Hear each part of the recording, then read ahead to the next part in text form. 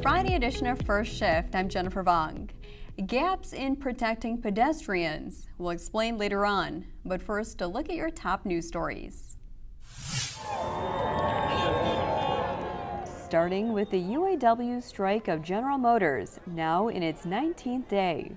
New York State Comptroller Thomas DiNapoli voiced concerns to GM CEO Mary Barra. DiNapoli is trustee to the New York Pension Fund, which owns 3.8 million GM shares. Crane's New York business, an affiliate of Automotive News, obtained an October 1st letter DiNapoli sent to Barra.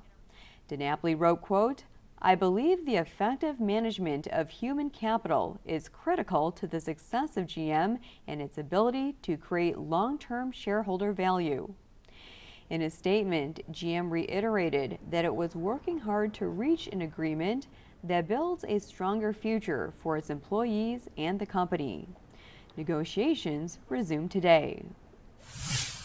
To mobility news, self-driving startup Zoox says Las Vegas will be a key market where it will test, validate, and refine its automated driving technology. The company currently tests in San Francisco. It recently received permission to begin testing in Nevada. Zook says it intends to launch an autonomous ride-hailing service in Las Vegas. Tesla set a new record for global deliveries in a quarter.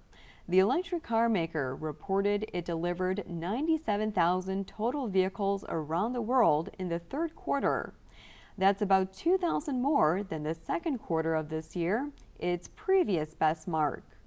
The total is just about 500 vehicles shy of analyst predictions. Tesla does not break out sales by country. And finally, the Impreza is Subaru's top-selling sedan in the U.S. And like most other passenger cars, it's taken a sales hit this year, down 17%. The 2020 model that's due to arrive later this month will see just a tiny price increase. It starts at $19,595, including shipping, up $100 from the previous edition. There will also be some front-end styling changes. And Subaru will make a rear seat reminder available on the 2020 Impreza. The system alerts drivers to check the back seat before exiting the vehicle to make sure kids or pets aren't left behind. Automakers continue to expand the number of safety features in their vehicles. But how well do those technologies perform in situations when they're needed the most? In the case of pedestrian detection systems, not always so great. That, according to a new study from AAA. AAA tested the performance of 4 2019 model year midsize sedans equipped with automatic emergency braking with pedestrian detection. The Chevy Malibu, Honda Accord, Tesla Model 3, and Toyota Camry were tested in several different scenarios. Some of the more challenging instances, all of the test cars collided with an adult-sized dummy immediately after making right turns. At night, none of the systems detected or reacted to the adult dummy.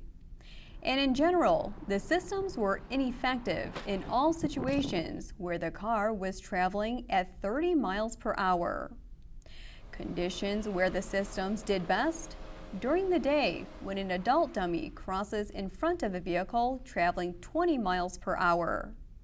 AAA says part of its goal is to identify where gaps exist in such technologies to help educate consumers. According to NHTSA, about 6,000 pedestrians are killed each year on U.S. roads. 20 automakers have pledged to make automated emergency braking a standard feature on all new passenger vehicles by September 2022. More news and information come your way on Auto News Now later today. Enjoy your weekend.